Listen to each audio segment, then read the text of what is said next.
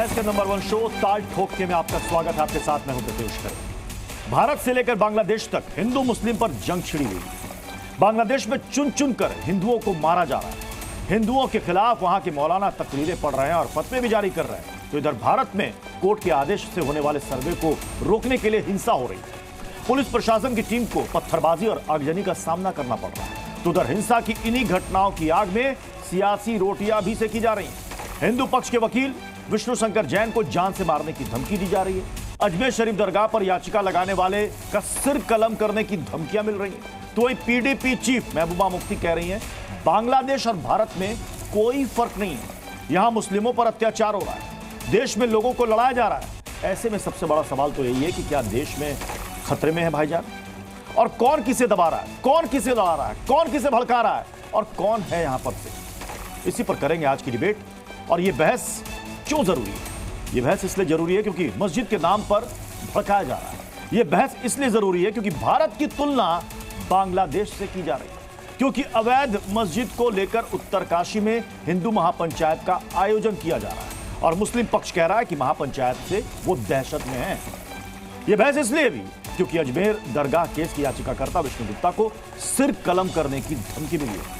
क्योंकि हिंदुओं को मिल रही सिर कलम करने की धमकी पर मौलाना खामोश है और खतरे में मुस्लिमों को बताया जा रहा है।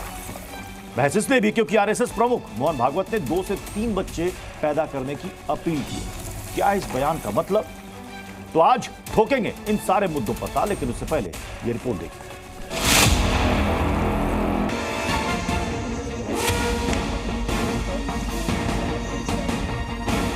यहाँ पर फिरका परस्त लोगों की नजरें लग गई हैं और सांप्रदायिक मामलात को उभारा जा रहा है और फिरका वाराना माहौल को साजगार किया जा रहा है। जांच पूरी हो गई, जांच अभी चलेगी, 2 महीना चलेगी। 2 महीने में रिपोर्ट आप लोग सौंपेंगे। पहचान करने का, एविडेंस कलेक्शन का काम चल रहा है। वो बड़ी तेजी से चल रहा है।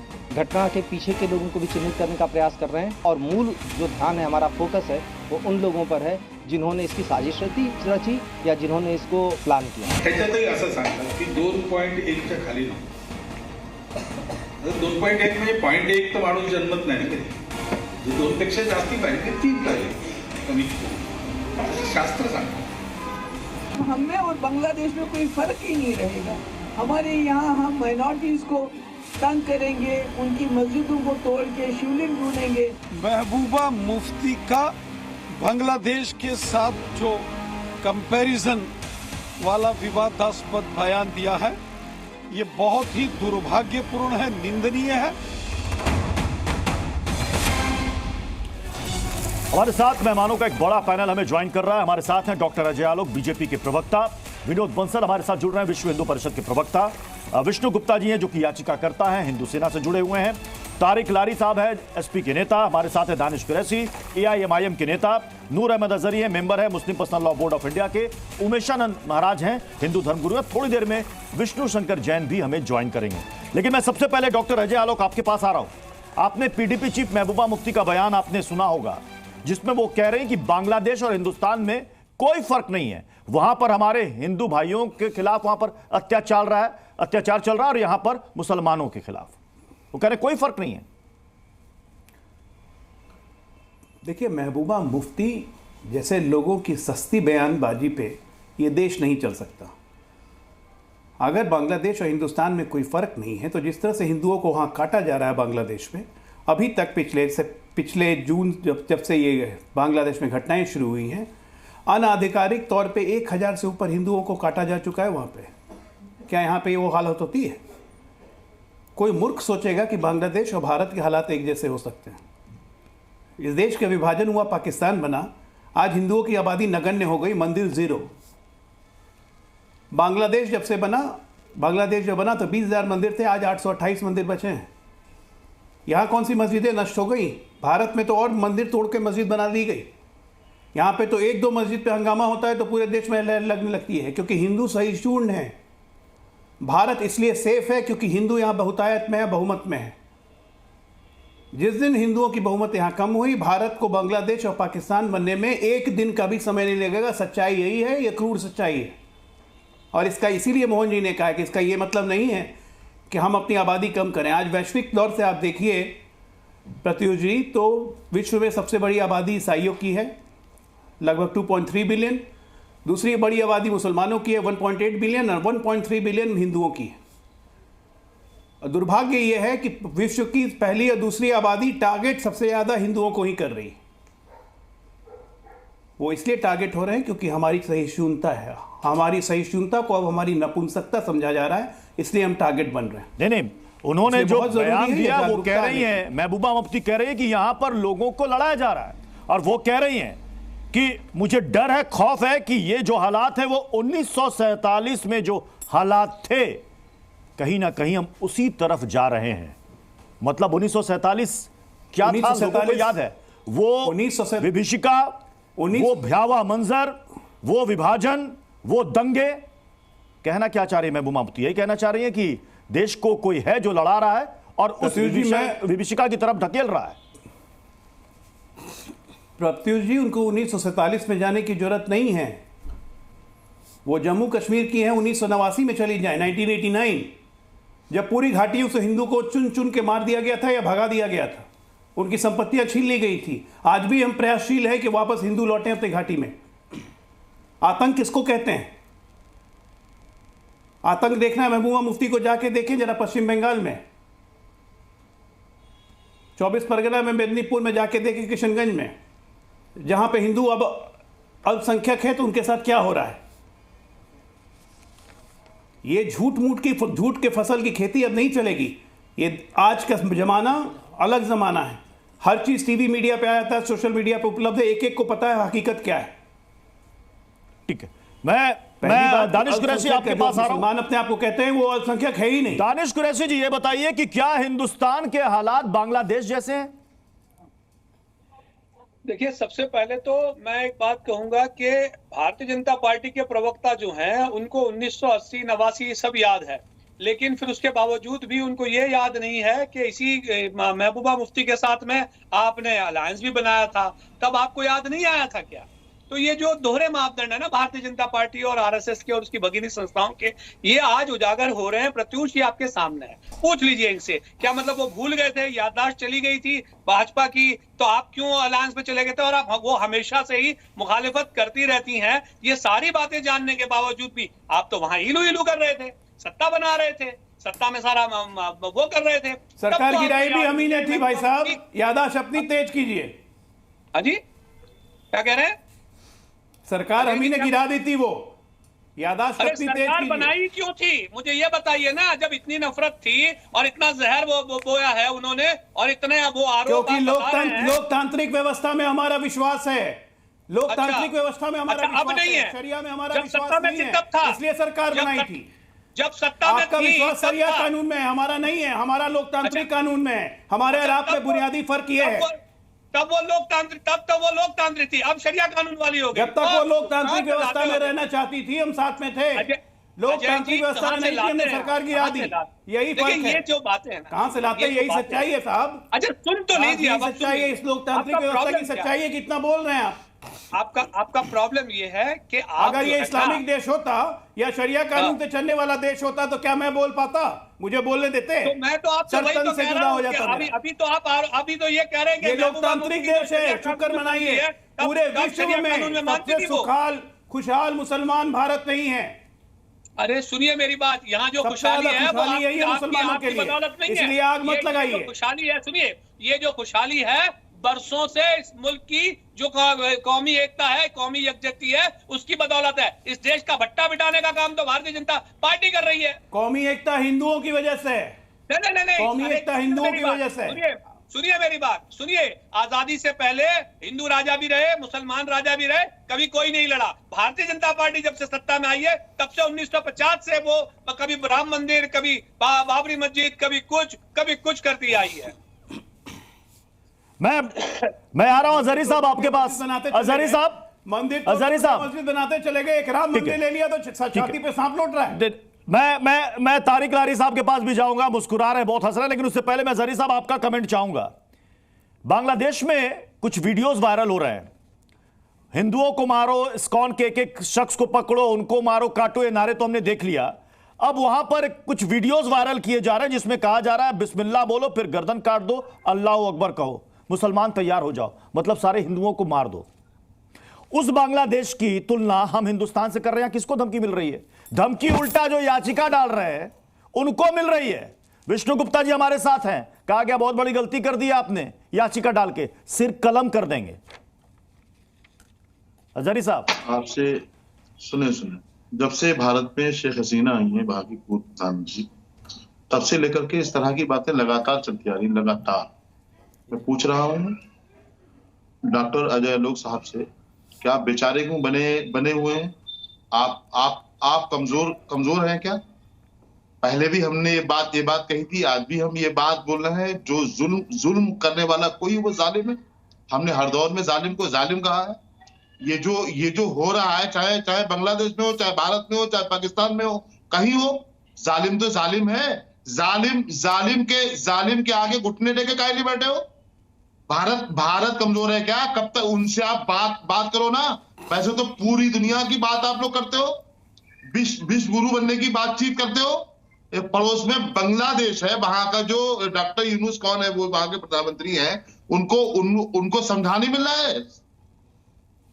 अपने मतलब आप बेचारा बन के क्यों वहां बैठे हुए हो चैनल पर? आप उनसे मतलब यहां भारत में मुसलमानों का मस्जिद का आएगा मसला आएगा, तब तो आप बहुत बहादुर आप बन जाते हो। तब तो आपकी पुलिस जो दोषी है वही डीएम और एसपी, अब भी वहां डीएम एसपी बने हुए बैठे हैं। आपने इतनी भी आपके अंदर बतौर ज़कातो खैरात भी ईमानदारी नहीं थी। आप लोकतांत्रिक मुल्क की बातचीत करते हैं कि आपके अंदर। अजय आलोक जी जल्दी से इस पर रिएक्ट कीजिए। विष्णु शंकर जैन भी हमारे साथ जुड़ रहा है। आपको अजय आलोक जी समझ में आता है? क्या समझ में आता है? इन लोगों को लोकतांत्रिक व्यवस्था समझ में नहीं आती है। इनको लोकतांत्रिक व्यवस्था समझ में आता है। सच्चाई यही कह रहे हैं कि बांग्लादेश में बात करो, ये हमें सिखाएंगे क्या करना है बांग्लादेश में। बांग्लादेश हिंदुस्तान के कारण बना था, हिंदुस्तान के हिंदुओं का खून लगा बांग्लादेश में। अरे ये जो आज है बांग्लादेश में राज कर रहे कट्टरपंथी, ये उस वक्त भी पाकिस्तान समर्थक थे, आज भी पाकिस्तान समर्थक है। प्रधानमंत्री को चेतावनी, शेख हसीना से इतनी मिर्ची लग रही है आपको? शेख हसीना के समर्थकों को मार दीजिए वहां पे। नपुंसक बने हुए क्यों? कर क्या रहे हैं आप लोग? कर क्या रहे हैं आप लोग? क्यों नहीं नपुंसक हम बने हुए। और कौन बना है? सरकार आपकी है, मुसलमानों को टारगेट बांग्लादेश से जो करना है हम कर ही रहे हैं। विष्णु शंकर जैन हमारे साथ इस वक्त जुड़ चुके हैं। विष्णु शंकर जैन जी, मैं आपके पास आ रहा हूं। विष्णु शंकर जैन जी, क्या अभी भी आपको धमकियां मिल रही हैं? देखिए, यहाँ पे जो विषय है वो विष्णु शंकर जैन का नहीं है। विषय ये है कि इस देश में जो संवैधानिक प्रोसेस है, जो जुडिशियल प्रोसेस है, क्या अगर उसको कोई फॉलो कर रहा है तो उसको आप टारगेट करेंगे? ये विषय है। मैं एक बात पूछना चाहता हूं, सिटीजनशिप अमेंडमेंट एक्ट को लेके प्रत्युष जी करीब 100 से ऊपर याचिकाएं सुप्रीम कोर्ट में दाखिल हुई। क्या किसी ने बोला कि नहीं आप कोर्ट मत जाइए? जब 370 को एब्रोगेट कर दिया गया था तो कितनी याचिकाएं सुप्रीम कोर्ट में दाखिल हुई? 5 ऑनरेबल जजेस ने उनको सुना और डिटेल्ड हियरिंग की गई। तब क्या किसी ने कह दिया कि आप सुप्रीम कोर्ट कैसे चले गए? कितने ऐसे केसेस होते हैं जो एक वर्ग विशेष के लोग कोर्ट में लेके जाते हैं और अपनी बात रखते हैं। तो मैं एक सिंपल सी बात पूछ रहा हूं कि अगर हमने अपना लीगल प्रोसेस फॉलो किया है, अपने रिसर्च को फॉलो किया है और अगर अपनी बात जुडिशियल ढंग से कोर्ट में रख रहे हैं तो उसमें दिक्कत क्या है? और एक बात और मुझे बताइए प्रत्युष जी, आपने एएसआई का एफिडेविट देखा होगा कि एएसआई ने कितना शॉकिंग एफिडेविट दिया है। एएसआई स्वयं कह रहा है कि हम वहां पे नहीं जा पा रहे हैं, जब हम वहां पे सर्वे करने गए थे तो हमें दिक्कत परेशानी हुई थी। तो ये किस तरह से हम रूल ऑफ लॉ की बात करते हैं? ये किस तरह से, क्या कानून का राज और रूल ऑफ लॉ और जो कानून की किताबें में बड़ी बड़ी चीजें पढ़ाई जाती हैं, ये सारी चीजें तो एक मिथ्या बनती चली जा रही है जहां पे डेमोग्राफिक चेंज होता है। तो मेरा सिर्फ और सिर्फ एक सिंपल सवाल है कि जब 19 तारीख को वहां पे गए थे, कोर्ट का ऑर्डर हुआ था, उसकी कंप्लायंस में गए थे, अगर आपको वो ऑर्डर पसंद नहीं था आप सुप्रीम कोर्ट हाई कोर्ट आ जाते। आप मुझे बताइए, 28 तारीख को सुप्रीम कोर्ट में याचिका दायर की गई, 29 तारीख को सुप्रीम कोर्ट ने सुनवाई की, 28 और 29 को सुप्रीम कोर्ट आए ना, यही चीज 19 तारीख को कर लेते। किसने रोका था? आपने उसको मोबोक्रेसी में बदला और इस पूरे प्रकरण को विष्णु शंकर जैन जी आपने कहा कि आपको धमकियां मिल रही हैं और अगर मुझे कुछ हुआ तो इसके लिए जिम्मेदार समाजवादी पार्टी, एआईएमआईएम और उनकी सोशल मीडिया टीम होगी जो गलत सूचनाएं, गलत वहां पर भ्रम फैला रही हैं।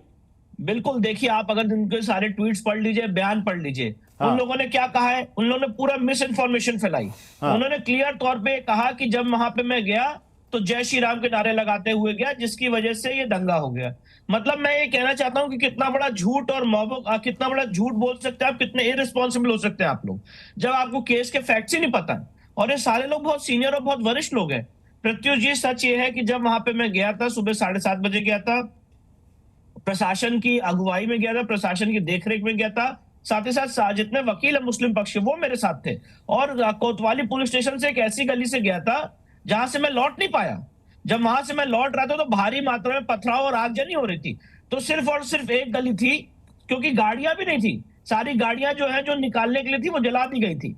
तो एक गली थी जहां से बोला गया कि आप यहां से निकलिए और कोतवाली पुलिस स्टेशन पहुंचे, आप 1 मिनट भी नहीं रुकिएगा। दिक्कत इस बात की है कि विष्णु शंकर जैन वहां से सेफ निकला कैसे? मेरे से सिर्फ 15 मीटर की दूरी पे भारी मात्रा में भीड़ खड़ी हुई थी, और अगर ज्यादा देर और रुक जाते तो वहां पे हालात बेकाबू हो रहे थे। तो मैं सेफली निकल गया। इस बात की दिक्कत है, मैं आपके चैनल पे बात बोल रहा हूं बहुत जिम्मेदारी से, आधे घंटे अगर वहां पे और रुक जाते तो वहां से नहीं निकल सकते। नहीं, एक बड़ा आरोप यह भी लग रहा है, पीडीपी चीफ ने यह भी कहा कि पहले मस्जिद के नीचे शिवलिंग ढूंढते थे, फिर मजार के नीचे ढूंढने लगे, कल को हमारे घर के अंदर घुस जाएंगे और वहां भी कुछ ना कुछ ढूंढेंगे। ये ऐसी याचिकाएं सिर्फ और सिर्फ देश में दंगे भड़काने के लिए। मैं वही कह रहा हूं ना, सिटीजनशिप अमेंडमेंट एक्ट की याचिका दंगे भड़काने के लिए थी। 370 को एब्रोगेट करने जो हो गया था, उसकी पूरी सुनवाई सुप्रीम कोर्ट में दंगे भड़काने के लिए थी। हजारों ऐसी याचिकाएं सुप्रीम कोर्ट में पड़ती हैं, वो दंगे भड़काने के लिए पड़ती। ये किस तरह की बातें कर रहे हैं आप? Point number 1। पॉइंट नंबर 2, मुझे ये बताइए, और प्रत्युष जी मैं डिबेट यही खत्म भी कर दूंगा और माफी भी मांगूंगा सारे पैनलिस्ट से, खुदाई का ऑर्डर हुआ कहां? कितना बड़ा झूठ बोल सकते हो आप? सिर्फ और सिर्फ एडवोकेट कमीशन का ऑर्डर हुआ है। एडवोकेट कमीशन में खुदाई नहीं होती है। ज्ञान व्यापी के केस में खुदाई का ऑर्डर नहीं हुआ, भोजशाला के केस में खुदाई का ऑर्डर नहीं हुआ, मथुरा के केस में खुदाई का ऑर्डर नहीं हुआ, संभल के केस में खुदाई का ऑर्डर नहीं हुआ। आप क्या बातें कर रहे हो? आपको केस के फैक्ट्स ही नहीं पता है और आप माननीय न्यायालय का अपमान कर रहे हो। अगर न्यायालय ने किसी चीज को एग्जामिन करने के बाद, देखने के बाद नोटिस जारी किया है और ऑर्डर पारित किया है तो उस ऑर्डर की कंप्लायंस होगी। और एक बात और कहना चाहता हूं, बहुत बड़ा झूठ फैलाया गया है कि हमें बिना सुने आदेश पारित कर दिया गया और पूरी जगह हो हल्ला मचा हुआ है। भैया मैं आपको जजमेंट बता रहा हूं, 1989 1 SCC पेज 19 सुप्रीम कोर्ट का जजमेंट है कि एडवोकेट कमीशन को अपॉइंट करने के लिए किसी को सुनने की जरूरत नहीं होती है, क्योंकि एडवोकेट कमीशन का जो कार्य होता है वो फाइनल नहीं होता है। उसको आप हमेशा खत्म कर सकते हैं और वो कोर्ट चाहे उसको कंफर्म करे ना करे, इट इज मियर ओपिनियन। यहां पे देखिए प्रत्युष जी, कितना बड़ा बवाल मचाया गया कि एडवोकेट कमीशन से ओपिनियन भी ना ली जाए। और पता है उसका कारण क्या है? एक मूल कारण है कि ASI संरक्षित स्मारक है, ASI कब्जे से बाहर हो चुका है, डेमोग्राफिक चेंज की वजह से ये सारी बातें सिद्ध ना हो, इसलिए सारा हो हल्ला मचाया गया। अगर आप कानून को मानते हो, रूल ऑफ लॉ को मानते हो, तो ASI एक्ट 1958 में तो केंद्रीय एक्ट है, उसके तहत आप सेक्शन 16 और 18 में ASI को कब्जा दो, और वहां पे प्लेसेस ऑफ वर्शिप एक्ट लागू नहीं होता है जो ASI के तहत आता है।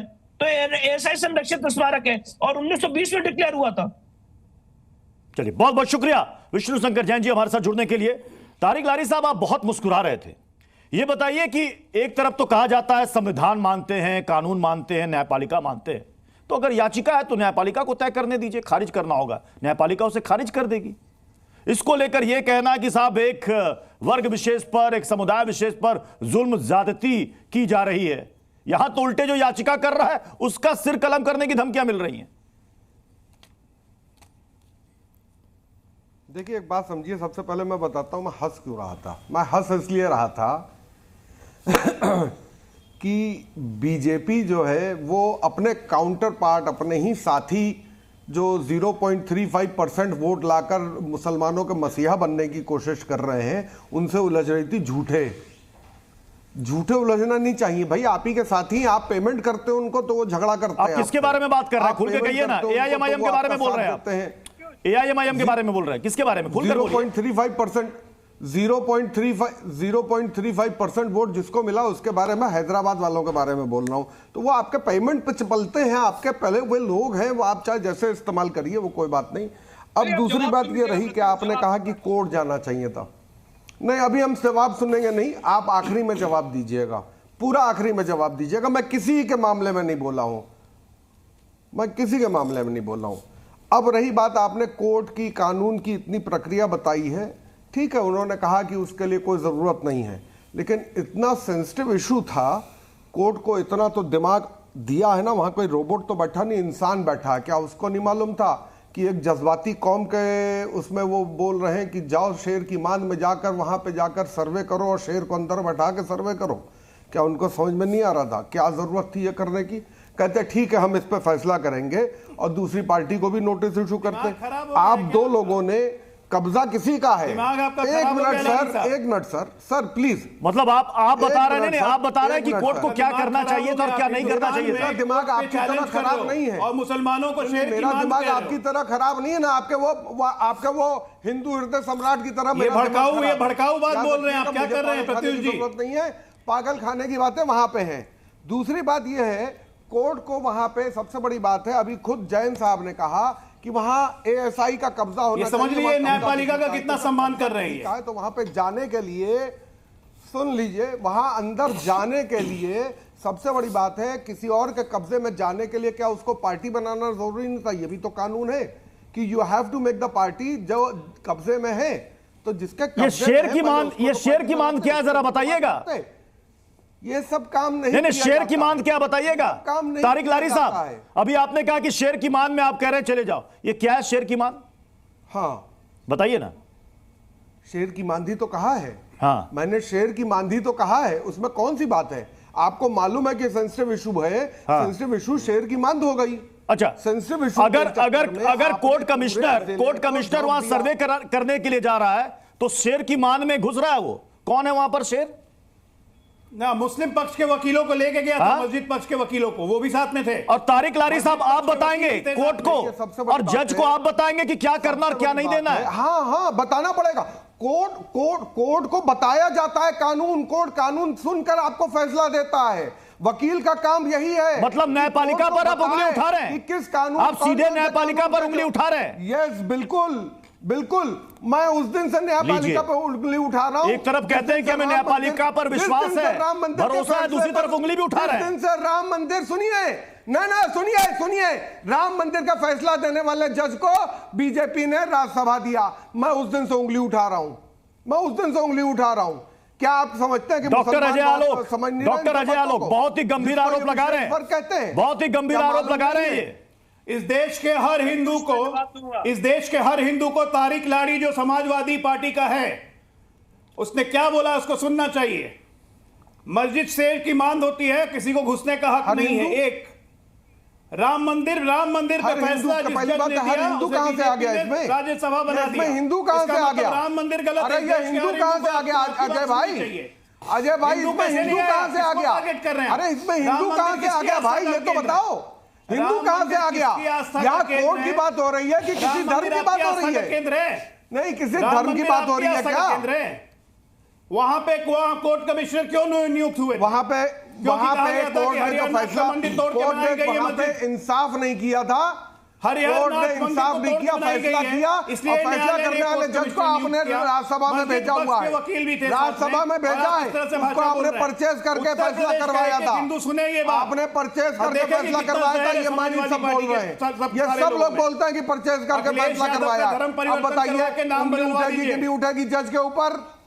उंगली उठेगी कि नहीं उठेगी? मुझे ये बताइए। राज्यसभा लेने के बाद उंगली उठेगी कि नहीं उठेगी? हाँ, वो राज्यसभा नहीं लेते, कोई सरकारी पद ना लेते तो कोई उंगली नहीं उठनी थी, कोई उंगली नहीं उठनी थी। हमारे साथ विष्णु गुप्ता जी हमारे साथ हैं, जो कि अजमेर शरीफ दरगाह में याचिका करता है।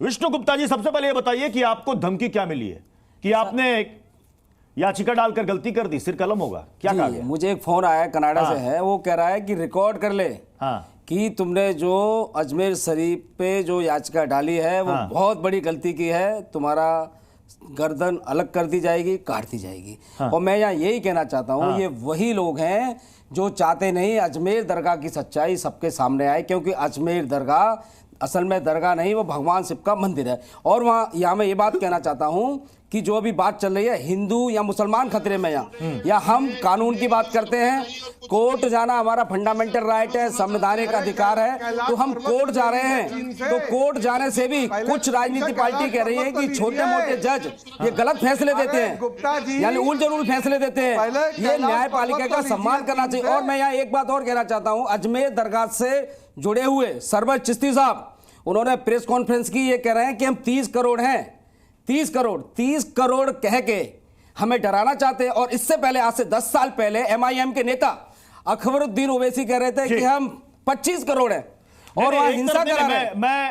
मैं अजहरी साहब मैं आपके पास आ रहा हूं। एक तरफ तो कहा जा रहा है कि यहां पर मुसलमानों को दबाया जा रहा है, मुसलमान यहां डरा हुआ है, शोषित है, पीड़ित है, और दूसरी तरफ धमकियां मिल रही हैं कि सिर कलम कर देंगे, गलत याचिका दे दी। ये बात समझ में नहीं आ रही है। एक तरफ तो कहते हैं कि देश संविधान के अनुसार चलेगा, हमें न्यायपालिका पर यकीन है, अगर किसी ने याचिका डाल दी तो सिर कलम हो जाएगा उसका। कौन डरा हुआ है? कौन डरा हुआ है? कौन धमकी दे रहा है इन्हें? कौन धमकी दे रहा है? इन्हें सुरक्षा चाहिए, इन्हें सस्ती शोहरतें चाहिए, इन्हें मस्जिद और दरगाह और मुसलमानों की धार्मिक स्थलों को टारगेट करके विष्णु शंकर जैन को धार्मिक स्थल पहले पूर्व में टारगेट करके ये सारे तोड़ दिए गए। क्या हम कानून के रास्ते उन्हें वापस ना लें? कानून के रास्ते वापस लेने का तो अधिकार है, को टारगेट करने का मतलब कानून में कोर्ट जाने का हमें अधिकार है या नहीं? आपसे मुझे ये बताओ, कोर्ट जाने का अधिकार है या नहीं है साहब? ये बताओ, कोर्ट जाने का अधिकार है या नहीं? कोर्ट जाने का अधिकार है या नहीं? ये बताओ। अरे कोर्ट जाने का अधिकार है या नहीं? तुम्हारे घर के लिए चले जाए, प्रधानमंत्री के आवास के लिए चले जाए, खुद भाओगे भाई? यदि आपकी मस्जिद थी मां तो आप जाइए, हम तुम्हारे साथ खड़े। आपकी कोई भी मस्जिद यदि भारत में किसी मस्जिद को तोड़ के मंदिर बनाया गया है, आप कोर्ट जाइए, हम आपके साथ चलेंगे।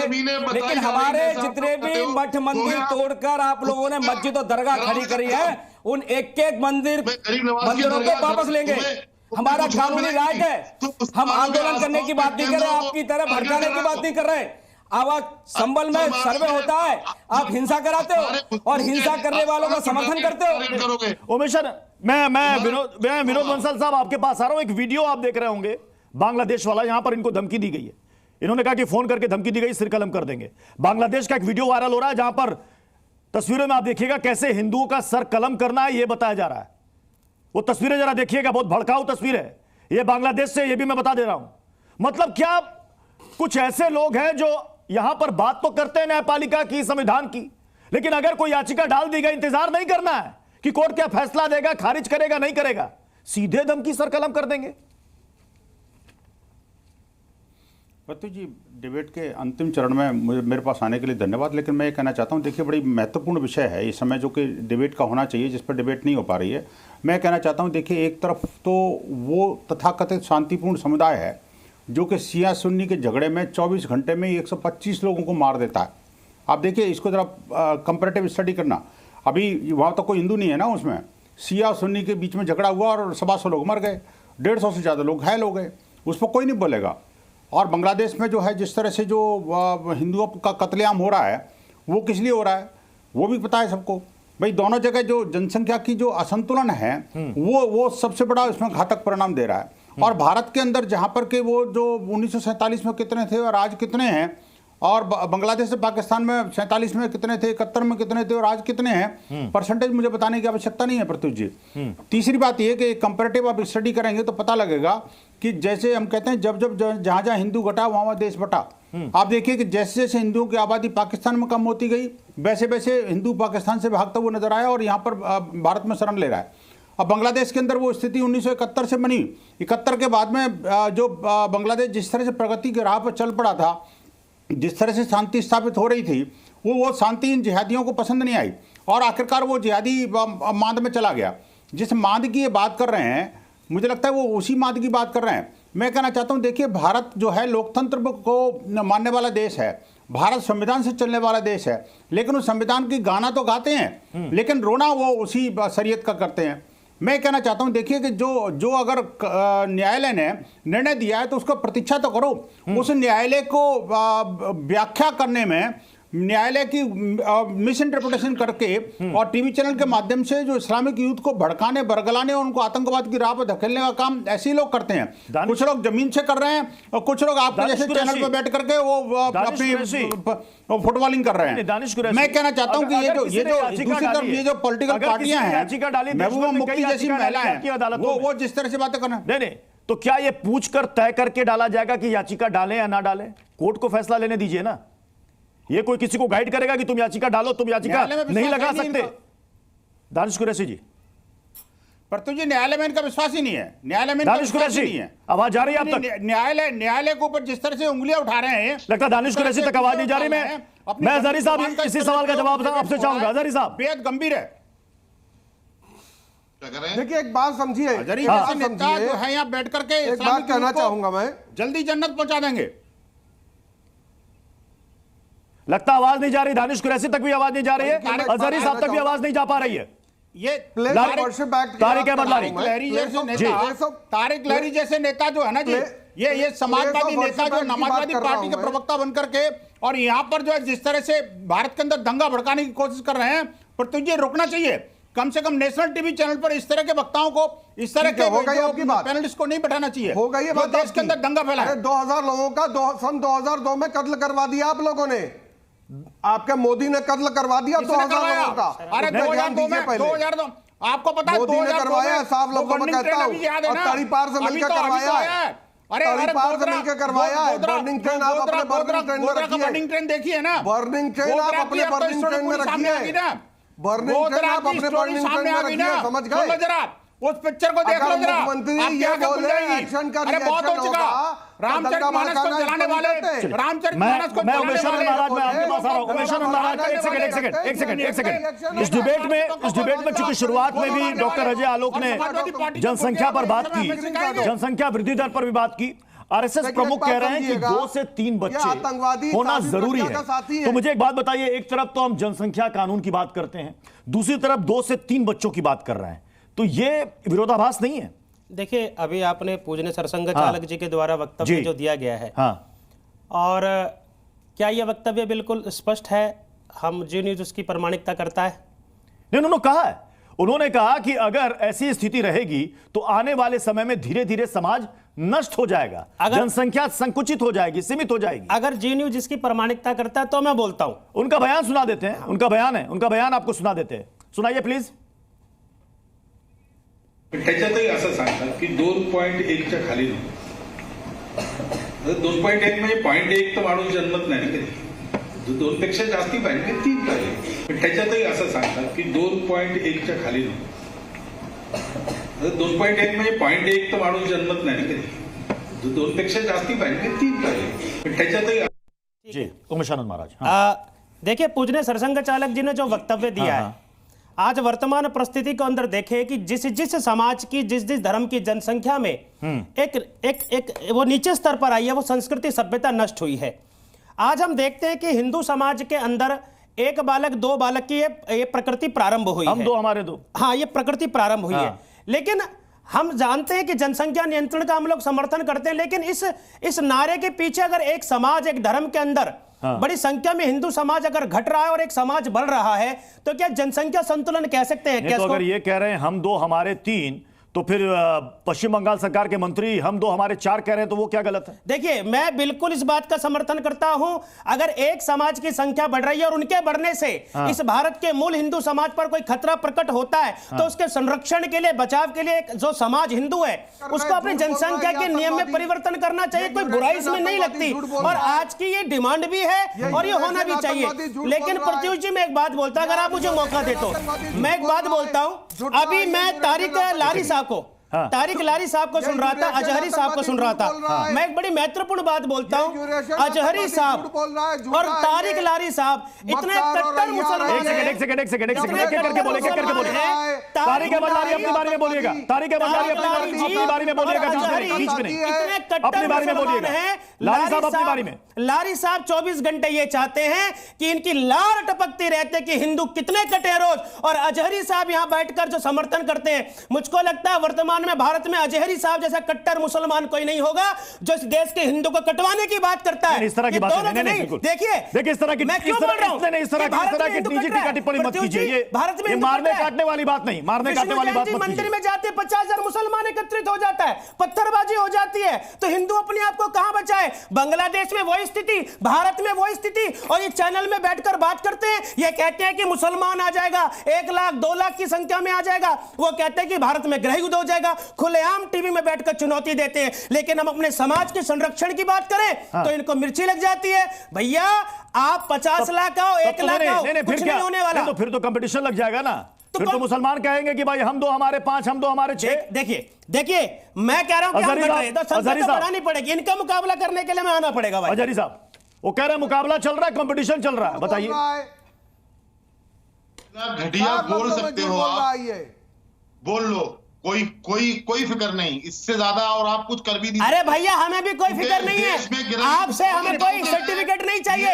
हम जानते हैं जजी साहब कितना गंदा बोलते हो आप लोग, हम जानते हैं आप आतंकवाद का समर्थन करते हो, हम जानते हैं आप पाकिस्तान का समर्थन करते हो। अरे अजहरी साहब कुछ शर्म करनी चाहिए, नेशनल चैनल पर 24 घंटे हिंदुओं को बर्बाद करने की योजना बनाते हो, षड्यंत्र करने की बात करते हो आप लोग। इस देश के अंदर मुसलमानों ने क्या लाखों की संख्या में एकत्रित कर बांग्लादेश के हिंदू के समर्थन में रैली निकाली क्या? आप संभल पर और अजमेर पर तो लाखों मुसलमान एकत्रित हो जाता है, लेकिन बांग्लादेश के हिंदुओं पर आप रैली नहीं निकालते, आप कोई बड़ा कार्यक्रम नहीं करते, आपकी गद्दारी स्पष्ट होती है। नेशनल चैनल अजहरी साहब आपकी करतूत को देखने का काम करता है, आप हिंदू का गला घोटने का काम कर रहे हो। कब तक दानिश कुरैशी आपके पास आ रहा हूं। दानिश कुरैशी दानिश कुरैशी एक नैरेटिव ये फैला, एक नैरेटिव ये चलाया जाता है कि साहब यहां पर एक धर्म विशेष पर अत्याचार हो रहा है, जुल्म की इंतहा हो रही है। आप कह रहे हैं न्यायपालिका है, आप लोग भी न्यायपालिका के पास जाते हैं, देश का हर नागरिक जाता है, तो फिर यह बात क्यों कही जा रही है कि डरा है, सहमा है, आवाज नहीं निकाल पाता? अभिव्यक्ति की आजादी, इसलिए तो आज हम सब मिलकर डिबेट कर रहे हैं।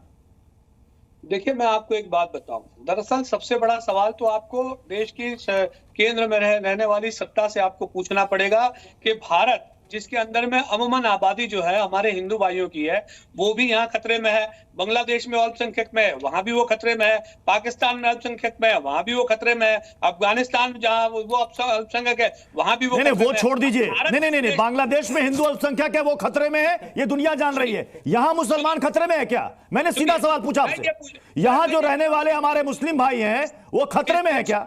सुनिए, वो खतरे में है क्या? वो डरे हुए हैं क्या? मुझे ये बताइए, इस देश के अंदर में अगर अमूमन मैक्सिमम आबादी जो है हिंदू भाइयों की है, उसके बावजूद भी मोदी राज में अगर वो खतरे में, वो रोज आप नहीं सुनते कि हिंदू खतरे में है? पूछ लीजिए इनसे, हिंदू खतरे में है या नहीं है। अजय जी से पूछिए, हिंदू खतरे में है या नहीं है, पूछ लीजिए इनसे। आज पहले पूछ लीजिए, फिर मैं जवाब देता हूँ। डॉक्टर अजय आलोक,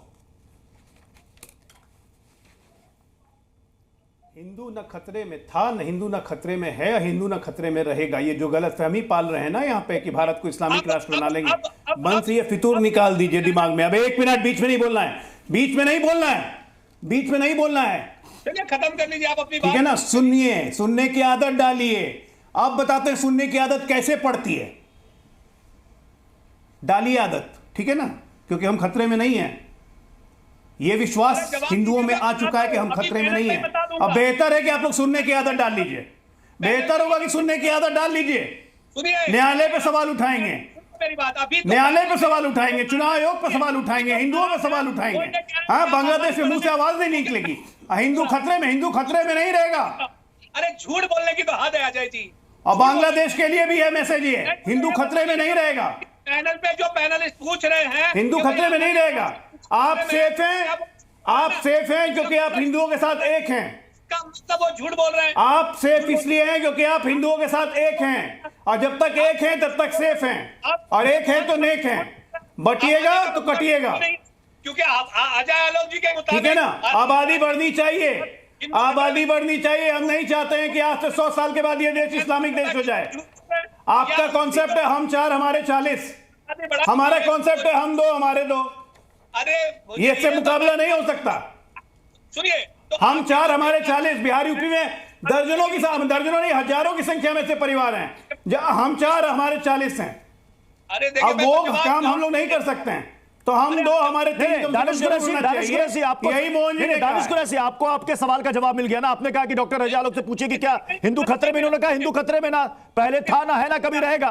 आपको जवाब मिल गया ना कि हिंदू खतरे में नहीं है। अब आप मुझे बताइए क्या देश का मुसलमान खतरे में है? अभी तक तो आपने जवाब नहीं सवाल का जवाब नहीं दिया। उन्होंने जवाब दे दिया नहीं है खतरे में हिंदू खतरे में है। मोहन भागवत कह रहे हैं कि आबादी में 1 नंबर और। अरे आप नहीं आप बताइए ना, AIMIM मुसलमानों की हितैषी बनती है, आप बताइए मुसलमान खतरे में है? इस देश के अंदर मुसलमान खतरे में है, हाँ या ना? अरे कौन डरा हुआ है, सहमा हुआ है, बताइए ना। क्या करे वो समझ में नहीं आता। अजय आलोक जी क्या करे वो समझ में नहीं आता, और उमेश आनंद क्या कह रहे हैं वो समझ में नहीं आता। अब ये तय नहीं हो पा रहा कि कौन खतरे में सच बोल रहा है। अजय आलोक भारतीय जनता पार्टी केंद्र की सरकार सच बोल रही है। अरे मुसलमान खतरे में है या नहीं है? इस देश का मुसलमान खतरे में है दानिश कुरैशी, ये बताइए ना। तारिक लारी कुछ कह रहे हैं। तारिक लारी 35% वोट मिला है।